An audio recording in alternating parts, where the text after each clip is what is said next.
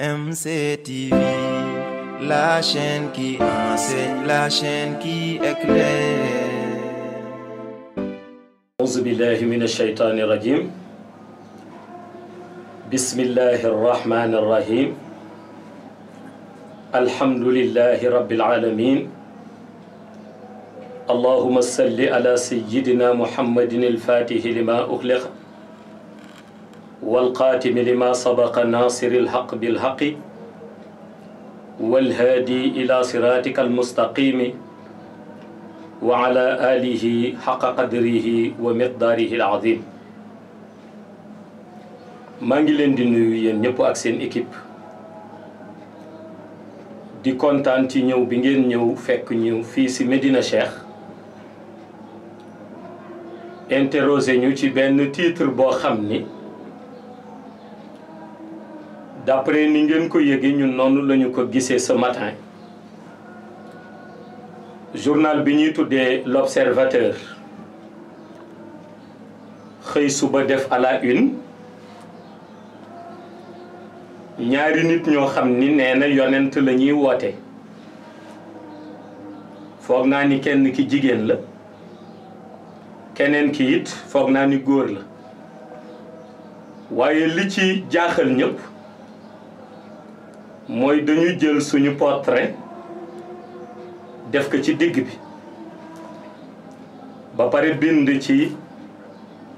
le jeu entre guillemets dangereux des faux prophètes ma defe ni nag suñu waxee wàllu presse surtout presse écrite nga xëy di génne publication yoo xam ni ñu bari ci Sénégal yi au niveau national dinañ ko lire au niveau international dinañ ko lire li ñuy njëkk jàngale ci école yi nga xam ni yëpp dañuy jàngale wàllu journalisme mooy nga fexe ba information bi ngay génne information bi nekk bu dëggu waaye nekk boo xam ni ci source ba nga ko jële mais surtout nekk boo xam ni bu ko nit liiree du am leneen lu mu ciy teg ndax def nga sa ay investigation yëpp ba xam li ngay bind lan la yàlla dogal ñi nu am te ñu yoree sunu wàllu communication ci presse bi nga xam ni moom la ñu amee diggante Médina Cheikh TV ak Wala Duniyaati ak sunu attaché de presse bi nu vérifié journal bi ci boppam gis nañ ni ndekete fésal na rek suñu photo dendale ak ñaari photo yoo xam ni nee ñu ñooñu yonent la ñuy woote waaye ci biir article bi bindu ci dara loo xam ni ñun personnellement loolu incriminé nañu wala loolu wooteloo nañu yonent léegi nag ma bëggoon wax ak opinion nationale bi ak internationale ci acharnement bi nga xam ni ñu ngi koy fësal depuis 2017 ci jëmm ji nga xam ni moom la ñuy wax Seydi Mouhamed El Cheikh li may njëkk wax en premier nga xam ni journal l'Observateur ñoo ko moom ak ñi def publication bi mooy amul benn audio wala benn vidéo bu ñu mën a génn depuis bi ma commencé sama mission ba léegi boo xam ni dama ci mës a woote yonent boobu mooy li ma leen di njëkk wax en premier beneen bi mooy dama leen di delloo si ñoom ñi bind loolu ni nañu jàng seen diine ba pare jàng sa diine mooy nga xam ni ginnaaw yonent bi sallallahu alayhi wa sallam amul benn yonent boo xam ni dana mën a ñëw ca gannaaw su ngeen dégloo waxtaan bi ma def il y a des années sur la descente du prophète Isa ibnu Maryam waxtaan bi mi ngi ci YouTube maa ngi ci wax ni am na juif yoo xam ni léeg-léeg pour dal jullit yi dañ leen di wax yonent bi sallallahu alayhi wa sallam wax na ni ci gannaawam yonent dootul ñëw kon pourquoi yéen ngeen ni yonent yàlla Isa dafay dellu si waat ma leen di expliquer ci audio boobu ni leen yonent yàlla Isa ibnu Maryam déjà yonent bi moo njëkk bind ci texte la ñoo tuddee la descente du prophète Isa wàccam ak ni wàcc bi di demee ak Damas ba muy wàcc yëpp mi ngi ci texte yonent bi approuvé ko nga xam ni ñi ko jàng ci moom lañ ko jànge ma ni leen ñëwaatu Isa ibnu Maryam nekkul loo xam ni yonent bu bees buy ñëw la mais dañu ni interruption mission am la woon su ñëwaatee dafa ñëw pour soutenir Imam al Mahdi ci mission am julli ca gannaaw Imam al Mahdi jàppale ko ci moom yonent yàlla Isa àggale mission bi nga xam ni ci benn jamono yàlla moo ko arrêté woon élevé ko ci asamaan depuis lors boo jëlee science coranique jël hadis yi yonent bi sallallahu alayhi wa sallam wax jël wax yi nga xam ni suufi yi wax nañ ko te ñun ñuy dund ci le soufisme amul kenn ci ñoom ku ci wax ni ginnaaw yonent bi yonent dana ñëwaat defe naa loolu jàngale naa ko mu nekk loo xam ni lu clair lu net lu précis la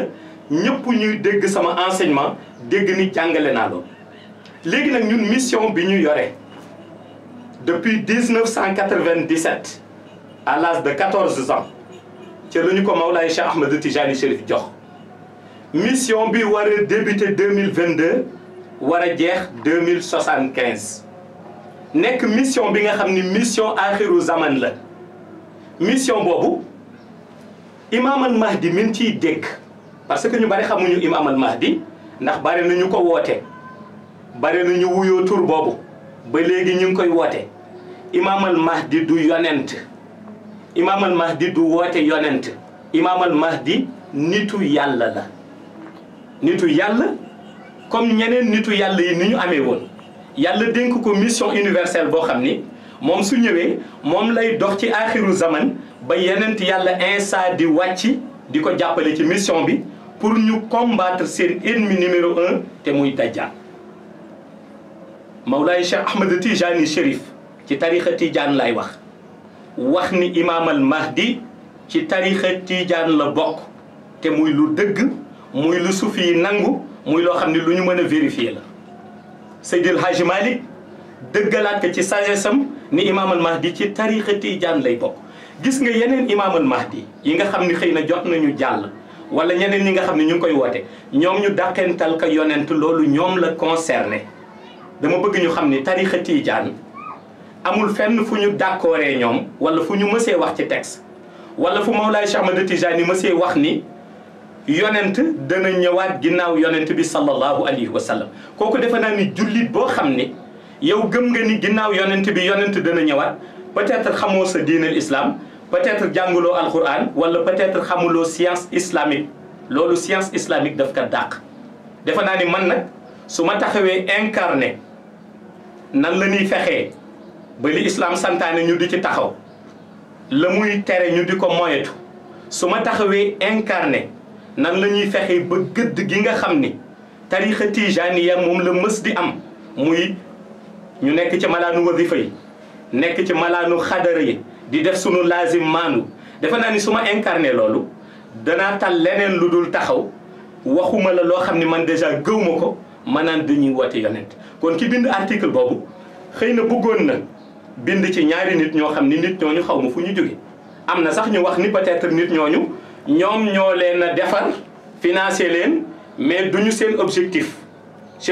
mooy jéem a xool nan la ñuy jéem a ternir l'image de Seydi Mohamed El Cheikh nan lañ koy jéem a attaquer waaye nan lañ koy jéem a caricaturer yooyu yëpp su amee nag dina jaaxal un citoyen lambda bu toog moom dina ko jaaxal dina poser question ci lan la ñuy attaquer ci Seydi Mohamed El Cheikh parce que Seydi Mohamed El Cheikh bi mu débuté ba fii mu toll tey mësuñu dégg mu wax lu génn alquran wala lu génn diinal islam wala lu génn tarixa tijaan jeunesse bi ànd ak moom ak ñëpp ñu bootu seen gannaaw ci ay organisation soo ñëwee ci tournée nationale yi vidéo bu ñu def diffusé nañ ko en direct ci internet wax yi benn génnu ci yàlla benn génnu ci yonent bi benn génnu ci Mawlaa Cheikh Ahmad Tidiane li ñuy defit mooy li tarixa Tidiane santaane foo ñu fekk ñi ngi ci malaan yi ñi ngi jàng alquran ñi ngi ci suñu mission kon nit ki dana demander mais lan moo leen war a déranger ci Seydi Mouhamed El Cheikh ba ay organisation yu bare di fay uniquement pour ñu dénigrer ko wala ñu dugal ko ci presse bi wala ñu génn photom dugal ko ci ña nga xam ni ñoom nee ñu yonent la ñuy woote ma ni loolu peut-être am naa ci benn réponse bi mooy Seydi Mouhamed El Cheikh jeunesse bi dañu ko jox bopp dañoo ànd ak moom jeunesse bi dañoo bàyyi yi ñu duggoon te mu doon ay caaxaan wëlbatiku jëm ci yàlla jëm ci yonent bi jëm ci Mawlaa Cheikh Ahmad Tijani te jeunesse boobu ñi leen soxla dafa bare commençant par loge yi leen soxla organisation yi nga xam ni dañuy xool luy gàkkal islam ak lu koy yàq ñooñu ñëpp dañu soxla jeunesse bi ndax jeunesse bi mooy seen pilier bi nga xam ni ci la ñuy mën a reposer wu pour jàllale seen message léegi nag ñooñu dana leen jaral lu nekk pour ñu jéem a dénigrer Seydi Mouhamed El Cheikh dana leen jaral lu nekk pour ñu jéem ko wax lu safaano waaye pour ñu jéem ko caricaturer ñun nag comme ni ma koy waxee duñ fi toog di répondre kenn waaye dañu jàppoon ni journal L'Observateur ak ni ñu gisee liggéey bu rëy bi ñu doon def yépp ca seen début ba fi ñu toll foogoon nañu ni am nañu responsabilité bu tolloo ak ay journalistes yoo xam ni ñoom seen bopp am nañu fulla gu tolloo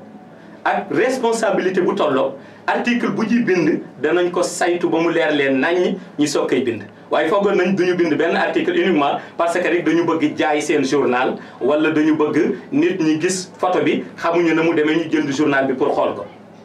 loolu moo tax ñu dellu si waat ni leen ñëpp ñi nga xam ni ñi ngi ci ginnaaw yu mel noonu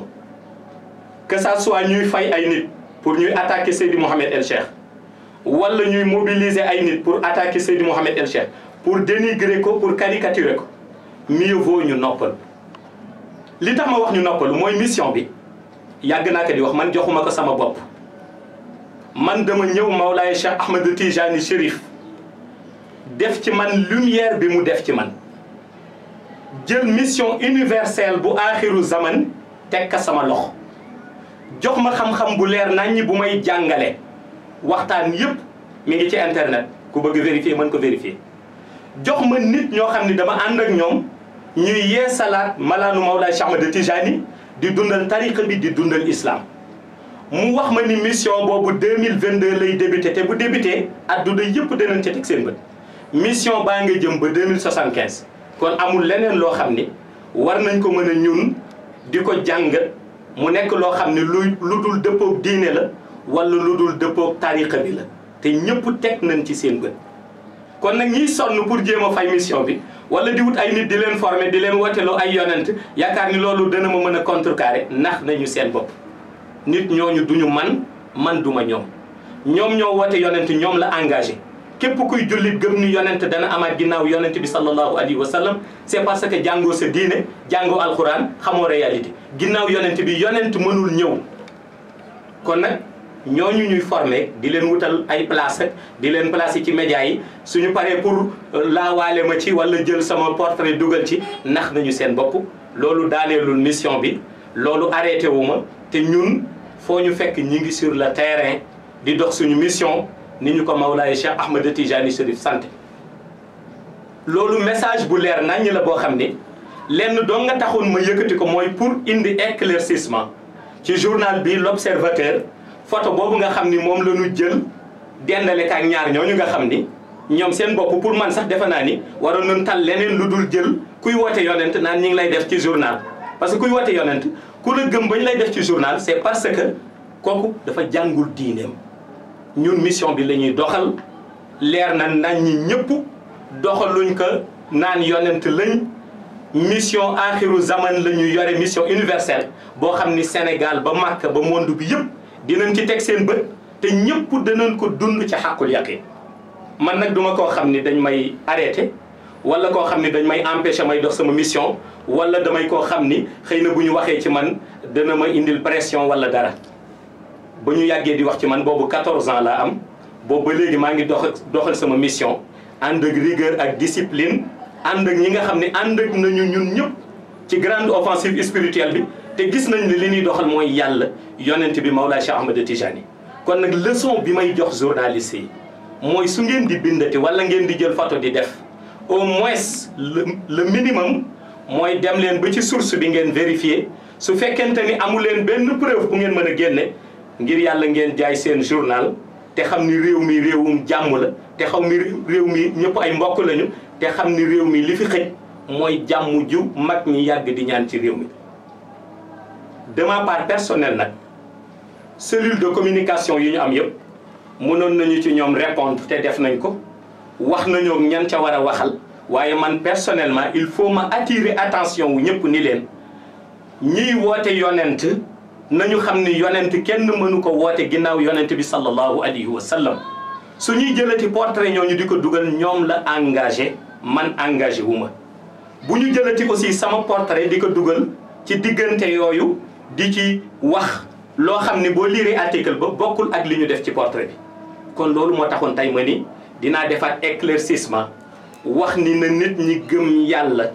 nañu nangu dogalub yàlla nañu sopp yonent bi waaye nañu gëm Mawlaay Cheikh Ahmed Tijani Chérif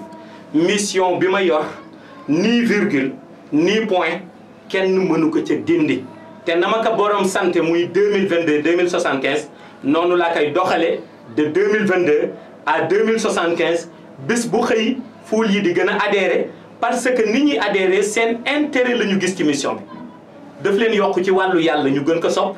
mu yokk leen ci wàllu yonent bi ñu gën ko sopp mu yokk leen ci seen tarixa tijaan di tarixa Mawlaay Cheikh Ahmed Tijani ma ànd ak ñoom ci malaanu wadifa yi zikru salatul fatiha nasiril haq bil haq di riir tal atel haq bil haq di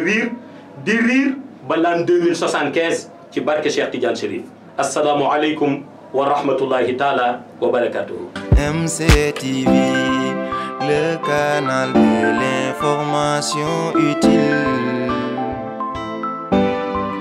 et le support de la vérité par la vérité.